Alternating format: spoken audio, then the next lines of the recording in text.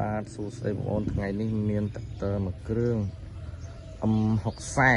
023 ចាស់គាត់ទៅការលក់ផ្ទាន់អញ្ចឹងណាតាក់នេះស្អាតកង់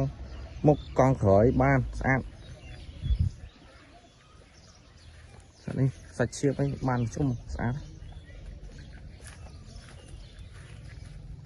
សិនអបលេខអីអែមតាក់នេះណាគាត់ឯងគាត់ស្អាតគាត់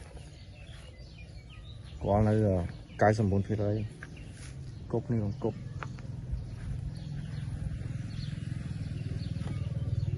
តែឯងមិនប៉ះសល់បងតែនេះស្អាត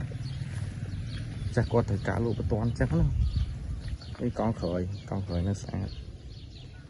សាច់ឈាមអីស្អាតចាស់គាត់ប្រើជាបាន